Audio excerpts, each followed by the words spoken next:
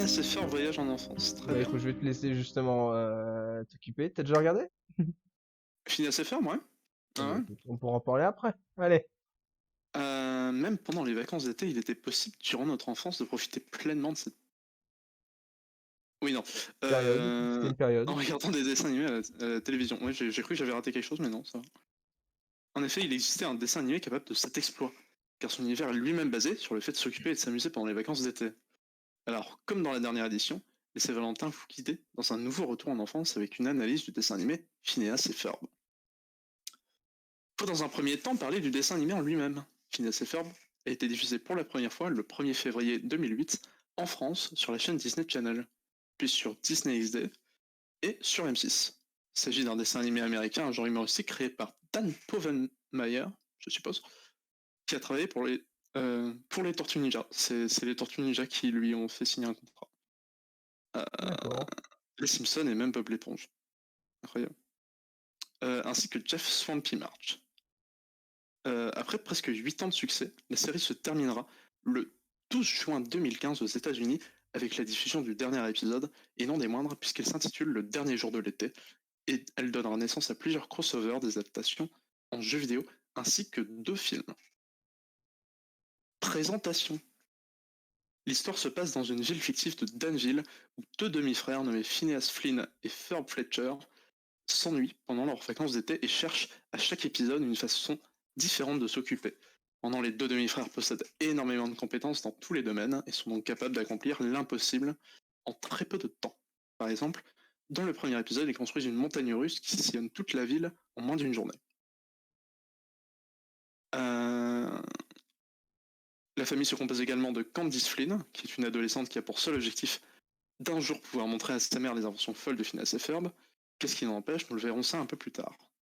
La famille se termine donc par les parents, qui n'ont pas énormément dans le scénaristique, excepté leur ignorance des inventions des garçons. Ce qui nous intéresse principalement est leur animal de compagnie, qui est un ornithorynque nommé Perry, mais ce n'est pas un ornithorynque comme les autres. En effet, il mène une vie d'agent secret, sans que personne ne le sache, et il se bat contre un professeur nommé Heinz Doofenshmirtz, qui emprisonne Perry à chaque épisode et lui dévoile sa nouvelle invention pour contrôler la ville. Chaque épisode est donc composé de 2 parties distinctes. La première est centrée sur les demi-frères, qui inventent et profitent de leur invention, tandis que Candice va chercher sa mère pour lui montrer ce que font les garçons. Ensuite, l'autre partie est centrée sur les aventures de Perry et de son combat contre le machiavélique, et surtout stupide, professeur. Les épisodes se terminent de la même façon, Perry se dégage du piège du professeur et met à mal ses plans, ce qui aura pour conséquence d'une manière ou d'une autre de faire disparaître l'invention de Phineas et Ferb au moment où la mère arrive et regarde ce qui se passe. Perry rentre à la maison et redevient un simple ornithorynque, et le professeur, à l'aide de son fort accent germanique, sortira sa phrase culte « Sois maudit à Perry l'ornithorynque ». Certes, ce dessin animé possède un schéma d'épisodes très répétitif, mais la série reste malgré tout dynamique, avec des situations à la tournure humoristique. Tous les événements s'enchaînent parfaitement et au bon moment, notamment lorsqu'une invention disparaît, quand la mère regarde l'emplacement de celle-ci, le générique est très entraînant, dynamique, reste dans les mémoires, parce que je le connais par cœur. Le doublage français de la voix de Phineas n'est d'autre que le grand Donald Renew, notre maître à tous, notamment pour ses multiples doublages comme Titeuf, Arnold dans Dragon, Christophe dans la Reine des Neiges, sans oublier la voix de Radio Energy, le cinéma ainsi que ses multiples doublages dans le jeu vidéo. Et j'ai oublié de dire voix off. J'ai juste dit voix, je crois. Mais c'est pas grave.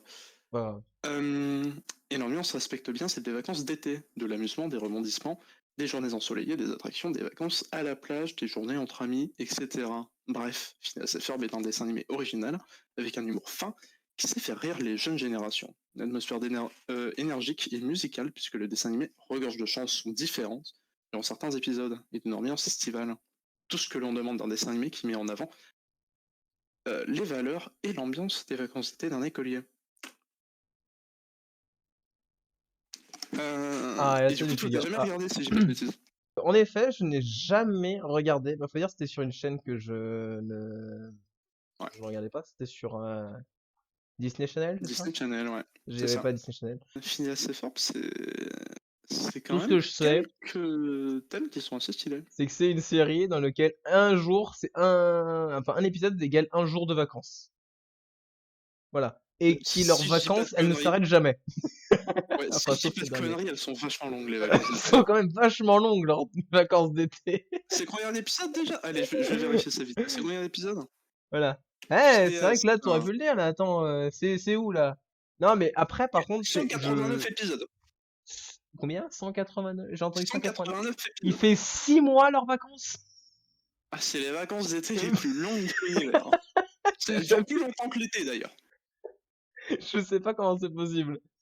Et il fait toujours beau. J'imagine que il fait quasiment toujours beau. Ah oui, Voilà. c'est les vacances d'été, carrément. Bon, du coup, bah, vu que moi je ne connais pas, je ne suis pas, enfin, je connais de nom la série, ben, je pourrais pas vraiment donner mon avis, moi, sur ce que c'est. Et du coup, bah, toi qui as déjà vu la série, qu'est-ce que t'en penses? Bah, je dirais que l'humour est quand même plus fin que la majorité des dessins animés pour enfants. Même si on n'a pas parlé des films, ils sont pas mal, même si je crois que j'en ai vu qu'un seul sur les deux. Mais il était Mhm. bien. Le thème de Perry l'ornithorynque est juste incroyable, surtout en VO. Euh, de façon tout à fait non ironique. D'accord. Et que dire d'autre, sinon le fait que, bah, franchement, Ah, si tu c'est devais me regardable, convaincre de le même. regarder, qu'est-ce que tu dirais pour me convaincre de le regarder? Allez, petit Euh, exercice. Allez, à ceux qui connaissent Phineas et Ferb, qu'est-ce que vous vanteriez pour me faire regarder? pour te le faire regarder, Ouais. le méchant c'est concrètement Eggman, mais en mince. Voilà, et il combat un animal bleu. Comment est-ce que je peux te hyper plus? Tu sais ce qui est le pire? C'est que ça marche ta connerie.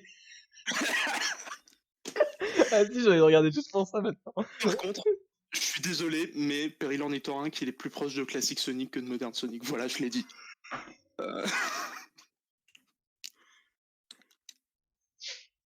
D'accord, ok. Sincèrement, c'est un animal bleu qui combat un inventeur. Qu'est-ce que je peux dire de Oui. plus? Moi, j'ai une mention spéciale à la partie agent secret sans que personne ne le sache. Qui est un petit peu le principe d'être un agent C'est secret. ça, c'est un peu ravisant. Moi, j'avoue que j'ai beaucoup aimé ce moment-là. Le coup du un agent secret. Personne le sait. Oui, c'est le principe d'un Sauf son agent patron. secret. Oui, oui, bah, il faut bien qu'il soit un peu un agent, parce que sinon, s'il En engage ses plus, et partenaires. puis il y a plein de gags récurrents qui sont sympas quand même.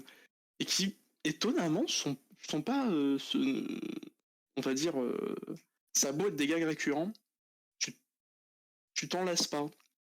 Parce qu'il y a toujours un petit twist une fois de temps en temps D'accord.